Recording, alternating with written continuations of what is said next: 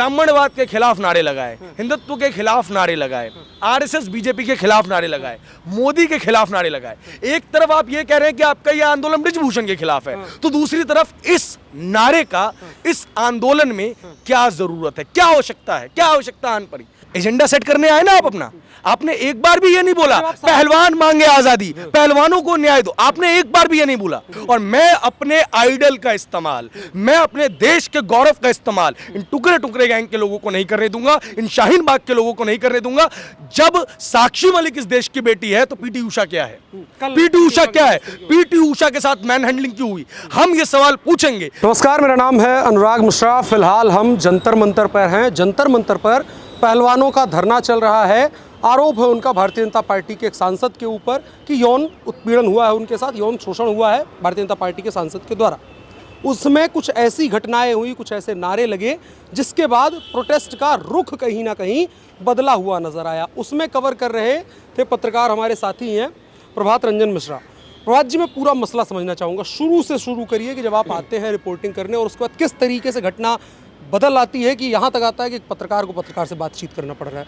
देखिए, बात ये हुई, हम डे वन से इसको कवर कर रहे हैं और कई ऐसी चीज़ें दिन प्रतिदिन यहाँ बदली हैं जिसको देख के कष्ट होता है। मैं आपको बताता हूँ ये आंदोलन क्यों है। सभी लोग एक ही बात कहेंगे, बेटियों को न्याय मिले, बेटियों का अगर शोषण हुआ है तो उनको न्याय मिलना चाहिए। कॉन्स्टिट्यूशन सबके लिए एक है, इक्वल बिफोर लॉ है हम सबके सब, ठीक है। इसलिए यहाँ पे आप सब लोग इकट्ठा हुए हैं। आपने जब 3-4 महीने पहले आंदोलन किया था तब यहाँ पे पॉलिटिकल नेताओं की बैनिंग थी। फिर धीरे धीरे क्या होता है कि इस आंदोलन से कई तस्वीरें आने लगती हैं जो आपने भी देखी और कई तो मेरे द्वारा स्वयं रिकॉर्डेड है। इसलिए मैं अपने फोन में आपको सबूत दिखा सकता हूँ क्योंकि मेरी कैमरे की विंडो में आपको वो मिलेगा। एक नारा लगता है, मोदी तेरी कब्र खुदेगी। अब मुझे एक बात बताइए, मुझे एक सिंपल सी बात बताइए कि पहलवानों के आंदोलन में इसकी क्या जरूरत है? सिर्फ एक सवाल, सिर्फ एक प्रश्न। चलिए आगे बढ़ते हैं हम। आप बाहुबली के खिलाफ प्रोटेस्ट कर रहे हैं। पहला जो तर्क दिया गया कि जो बंदा कैमरे पे हत्या की बात कबूल सकता है वो कुछ भी कर सकता है, ठीक है। सामने वाले के पक्ष सुनने को आप तैयार नहीं है, वो आपका अपना मसला है, जो भी चीज है। तो यहाँ पे पप्पू यादव क्या कर रहा है? पप्पू यादव क्या बाहुबली नहीं है? 31 केसेस हैं। आपने बृजभूषण की जिस तरीके से केस की लिस्ट रखवाई है, मैं कह रहा हूं जितने नेता यहाँ आ रहे हैं उनकी भी केसेस की लिस्ट निकलवाइए। आज हम लोग यहाँ पे इसलिए इकट्ठे हुए थे क्योंकि हमने देखा था कि कल रात में यहाँ पे पहलवानों के साथ कुछ अनबन हुई है, धक्का मुक्की हुई है, ये सारी चीजें। इसलिए आज का ये दिन जो था वो हॉट डे था। मीडिया बहुत सारी यहाँ पे पहुंची हुई थी और मीडिया के साथ साथ कुछ असामाजिक तत्व भी यहाँ पे पहुंचे हुए थे। उन असामाजिक तत्वों ने पहलवानों की आड़ लेकर भारत के खिलाफ नारे लगाए, आजादी के नारे लगाए, ब्राह्मणवाद के खिलाफ नारे लगाए, हिंदुत्व के खिलाफ नारे लगाए, आरएसएस बीजेपी के खिलाफ नारे लगाए, मोदी के खिलाफ नारे लगाए।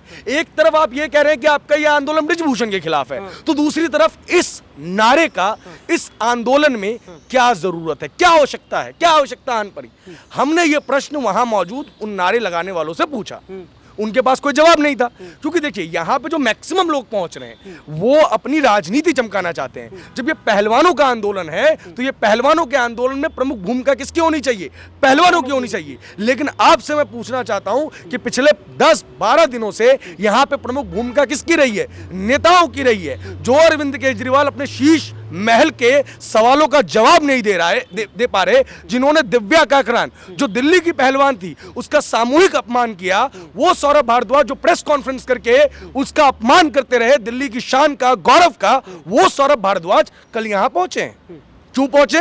वो सोमनाथ भारती जिनके ऊपर डोमेस्टिक वायलेंस के आरोप हैं, अगर आरोप लगने से वो कहेंगे कि कोई अपराधी नहीं हो जाता तो फिर बृजभूषण पे भी आरोप ही लगे। एक कानून दो लोगों के लिए अलग कैसे हो सकता है? मुझे बताइए। अगर सोमनाथ भारती आरोपित है तो बृजभूषण भी आरोपित है। लेकिन मैं आपसे एक चीज पूछना चाहता हूं, अगर आपकी लड़ाई यौन अपराधी के खिलाफ है तो क्या आप अपने मंच का इस्तेमाल किसी यौन अपराधी को करने देंगे?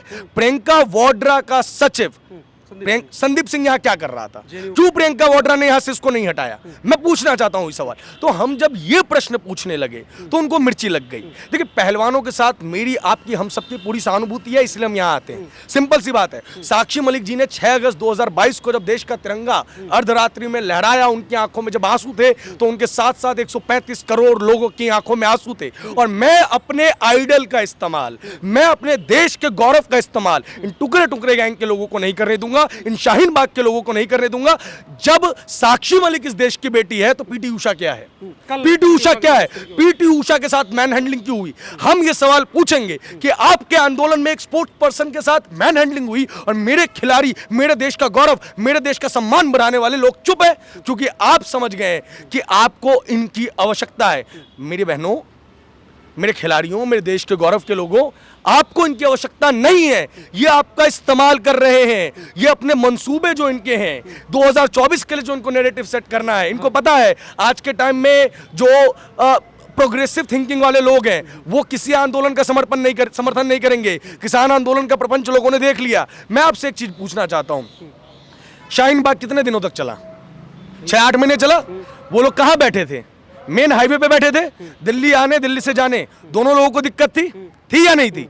वहां पे जो आप उस रोड पे जाएंगे तो बड़े बड़े शोरूम्स हैं, उनका आर्थिक नुकसान हुआ। अब आइए आप किसान आंदोलन पे, मैं आपको क्रोनोलॉजी समझा रहा हूं। अब आप आइए किसान आंदोलन पे, क्या बॉर्डर क्रॉस किए गए, फिर से सेम प्रॉब्लम, आने जाने वाले सबको दिक्कत हुई। सरकार से अपील की लोगों ने कि भैया इनको हटाइए। सरकार ने कुछ किया? नहीं किया। कुछ भी किया? कोविड अगर नहीं आता तो शाहीन बाग का आंदोलन खत्म नहीं होता। सरकार ने कोई मैन हैंडलिंग की? अब ये जंतर मंतर देखिए, दोनों साइड से लॉक है। क्या कोई पैसेज है आने जाने का? किसी को इस रास्ते से अगर ना भेजा जाए तो किसी आम इंसान को दिक्कत होगी, सरकार इसे हटाएगी। कैसा दोगलापन है आपका? कैसी मानसिकता है? आपको एक नैरेटिव सेट करना है, आपको फिर से क्या है, ट्रैक्टर बुलाने हैं। हम ये सवाल पूछने आए थे। चूंकि हम ये सवाल पूछने आए तो जो उनका नैरेटिव है वो एक्सपोज हो जाता, वो इनका जवाब नहीं दे पाते। तो इन्होंने क्या किया, एक मॉब इकट्ठी की, एक भीड़ इकट्ठी की।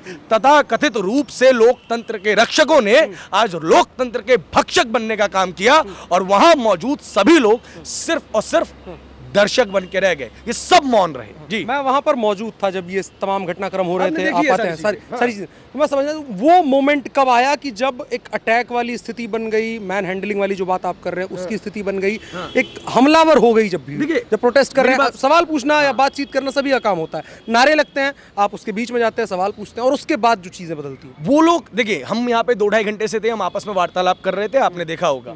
हम यहाँ पे बैठे हुए आराम से आंदोलन को देख रहे थे, कौन आ रहा है, कौन जा रहा है, इस चीज़ की सारी लिस्टिंग बना रहे थे। अचानक से मैं क्या देखता हूँ कि बिल्कुल जहाँ पे प्रोटेस्ट हो रहा है, ये कोई नहीं कह सकता कि उसने ये आवाज़ ना सुनी हो, क्योंकि ये बैरिकेडिंग के बाहर की आवाज़ नहीं थी। देखिए, मेरे देश का पहलवान आके ये कहता है कि इस आंदोलन में आए हुए लोग अगर कुछ भी बोल जाते हैं तो हमारा इससे कोई लेना देना नहीं। आपका लेना देना है साक्षी जी, बिल्कुल है। यहाँ पे मैं शाहीन बाग से आए हुए लोगों के लिए नहीं आया, यहाँ पे मैं किसान आंदोलन जो आपको समर्थन देने आए उनके लिए नहीं आया। मैं यहाँ पे और मेरे जैसे हजारों लोग यहाँ पे, हजारों मीडिया कर्मी इसलिए आए हैं क्योंकि वो आपको न्याय दिलवाना चाहते हैं। वो आप इस देश का गौरव है। अगर आपको न्याय नहीं मिलेगा तो इस देश की आम बच्ची को क्या न्याय मिलेगा? हम इसलिए आए हैं, इसलिए आप जो है भाग नहीं सकती, आपको ऐसे लोगों को भगाना पड़ेगा। आज अगर आप प्रोटेस्ट के अखाड़े में उतरी हैं तो ऐसे असामाजिक तत्वों को चित्त करने की जिम्मेदारी भी आपकी है। लेकिन आप क्या कर रही हैं? आप उन्हें वॉक ओवर दे रही हैं ऐसी स्टेटमेंट्स के साथ। तो हमने देखा क्या कि बिल्कुल प्रोटेस्ट के जस्ट बगल में जो अंदर वाली बैरिकेडिंग है, वहां पे कुछ लोग गोले में बैठते हैं। फ्रेटर्निटी मूवमेंट के वो लोग थे। फ्रेटर्निटी मूवमेंट के बारे में आप थोड़ी रिसर्च कीजिएगा, आपको पता चलेगा कि ये सामाजिक सौहार्द की बात करते हैं, लेकिन इनके पैनल में कोई आपको नॉन मुस्लिम व्यक्ति नहीं मिलेगा। एक भी नॉन मुस्लिम व्यक्ति को ढूंढना आपके लिए बहुत मुश्किल हो जाएगा, बहुत ज्यादा। और पिछले मतलब CNRC के बाद से जितने भी मूवमेंट्स हैं, इसमें इनकी संलिप्तता रहती ही है। इनका पूरा का पूरा ग्रुप पहुंचता ही है, जो लोगों के सामने अधूरा सच बताता है, अपनी खबरों को प्रसारित करवाता है अपनी लिंक्स के थ्रू, और देश के खिलाफ एक झूठा जो है एजेंडा है वो प्रसारित करता है। ये लोग बैठे, इन्होंने आज़ादी आज़ादी के नारे लगाए, हम वहाँ पहुँचे और हमने ध्यान से सुना कि किस किस चीज़ से नारे लगा रहे हैं। जब तक वो आज़ादी के नारे सरकार के खिलाफ थे, हमें कोई समस्या नहीं थी। सरकार के खिलाफ प्रोटेस्ट करना सबका हक है। लेकिन मैं ये पूछना चाहता हूँ, आप यहाँ ब्रिजभूषण शरण सिंह के खिलाफ हैं, आपके जो पहलवान हैं वो नरेंद्र मोदी से कुछ नहीं कह रहे, आप यहाँ पे नरेंद्र मोदी को गालियां दे रहे हैं, उनकी कब्र खुदेगी ऐसी बात कर रहे हैं, मोदी से आज़ादी की बात कर रहे हैं। अच्छा, ये जो मामला है वो प्रशासनिक है, राजनीतिक है, यहाँ पे संघ का क्या काम, आरएसएस का क्या काम? मुझे एक बात बताइए, आरएसएस से आज़ादी, ब्राह्मणवाद से आज़ादी, कुछ लोगों से मैंने सुना है, मेरे कैमरे में रिकॉर्ड हुआ या नहीं हुआ, हिंदुत्व से आज़ादी। एजेंडा सेट करने आए ना आप अपना, आपने एक बार भी ये नहीं बोला पहलवान मांगे आजादी, पहलवानों को न्याय दो, आपने एक बार भी ये नहीं बोला। 2.5-3 मिनट की क्लिप है, आप लगातार देश को तोड़ने वाले नारे लगाते रहे। तो हमने उनसे प्रश्न किया, इन नारों की यहां क्या आवश्यकता, इन नारों की यहां क्या आवश्यकता? उत्तर क्या मिला? कुछ उत्तर नहीं, कुछ उत्तर नहीं, साइलेंट। अब चूंकि मैं उनसे लगातार प्रश्न पूछ रहा था, यहाँ पे जो लोग आ रहे हैं वो क्या कर रहे हैं कि एक एक पक्ष की बात दिखा रहे हैं, एक एक चीज दिखा रहे हैं। आज भी मैंने उन मैडम का 100 चैनल्स पे इंटरव्यू देखा, जो मैडम ने कल पीटी उषा के साथ बदतमीजी की। खुद को वो लोकतंत्र की रक्षक कहती हैं, किसी भी पार्टी से वो जुड़ी हुई नहीं है, लेकिन हाँ आप चेक कीजिएगा उन्हीं चैनल्स के ऊपर उनके वीडियोस, वो आपको पिछले कई वर्षों से दिखेंगे। एक मैडम है जो नारंगी कलर की कुल्फी आइसक्रीम खा रही थी और हिंदुओं को एक मैसेज देने की कोशिश कर रही थी जब बाइकॉट पठान का ट्रेंड चला था, याद होगा। वो यहाँ पे भगवा चिंटू गो बैक, भगवा चिंटू गो बैक के नारे लगा रही है। भगवा इस देश का मान है, सम्मान है, भगवा से आपको क्या समस्या है? मैं ये पूछना चाहता हूं, आपका आंदोलन सरकार के खिलाफ है, आप उसको सरकार के खिलाफ रखिए। अगर आपका आंदोलन आपकी दिशा से भटक रहा है तो प्रश्न पूछना हमारा काम है, वही मैं जानना हमारा काम है। हम यहाँ पे वो व्यक्ति नहीं है जो सिर्फ और सिर्फ आपके सामने माइक लगा देंगे और आपको कहेंगे कि आप अपना भाषण दीजिए और उसके बाद आप ये एक नैरेटिव चला देंगे थंबनेल पे डाल के कि डैश डैश से आए हुए लोगों ने मोदी के खिलाफ कह दी ऐसी बात, डैश डैश डैश। नहीं, हम ये नहीं करेंगे। हम प्रश्न के बाद जो आपके साथ चीजें हुई मैं उसको समझना चाहता हूं। प्रश्नों से डरते हैं, कायर हैं, सिंपल सी बात कह रहा हूं, जिनको मैं सिंपल आपके कैमरे पे भी ये चीज कह रहा हूं, आपके चैनल से वो संपर्क कर लेंगे, मेरा नंबर आप उन्हें दे दीजिएगा। अगर वो 1-to-1 इंटरव्यू करना चाहते हैं, जिसके लिए हम यहाँ आए थे, हम आज भी तैयार हैं। हमारे सवाल है कुछ, उसके जवाब चाहिए। जवाब क्या? सवाल क्या कि भैया श्रीनिवास बीवी जिसके ऊपर इतना बड़ा आरोप लगा, वो प्रियंका गांधी जी का बहुत खास है, राहुल गांधी जी का बहुत खास है। आप एक बेटी को न्याय दिलवा रही हो और अपनी पार्टी में आपने उस महिला नेत्री को बर्खास्त कर दिया। एक ही चीज के लिए 2 रिजल्ट्स, क्यों? सवाल पूछेंगे हम। और प्रियंका गांधी फिर यहाँ पे किस मानसिकता के साथ आ सकती हैं? अरविंद केजरीवाल की पार्टी में हमने देखा है राशन कांड हुआ है, याद है ना आपको? हमने वो भी देखा है कि किस तरीके से एक लेडी को कॉम्प्रोमाइज करने के लिए भी रिक्वेस्ट की गई है, सुना भी होगा, आपने भी देखा होगा। हमने ये भी देखा है कि किस तरीके से सोमनाथ भारती ने अपनी बीवी के साथ डोमेस्टिक वायलेंस किया और एक ऐसा अमानवीय कृत्य किया जो मैं और आप सोच नहीं सकते। आप पहलवानों के पास कुर्सी, ओ क्या कहते हैं, बेड लेके उन्हें भेज रहे हैं। आपकी पार्टी में कोई पाक साफ आदमी नहीं है। आप अपना शीशमहल छुपाने के लिए अगर यहाँ आएंगे तो हम तो प्रश्न पूछेंगे और फिर हम यही प्रश्न पूछेंगे वहाँ पे आए हुए लोगों से कि भैया इनकी यहाँ क्या आवश्यकता। मैं एक चीज़ कहता हूँ, ओसामा को हराने के लिए आप बगदादी के साथ रिलेशनशिप बिल्ड करोगे क्या? आप उसके साथ अलायंस करोगे क्या? ओसामा गलत है, बगदादी भी गलत है, दोनों गलत है ना, दोनों आतंकी है ना। एक गुड आतंकी और बैड आतंकी नहीं हो सकता, अच्छा मुजरिम और बुरा मुजरिम नहीं हो सकता। दोनों ने अगर आप एक को अपराधी आज से कह रहे हैं तो दूसरे को भी आप अपराधी कहिए। किसी छोटी मोटी हस्ती ने संदीप सिंह के ऊपर आरोप नहीं लगाए, सोमनाथ भारती के ऊपर उनकी बीवी ने आरोप लगाए,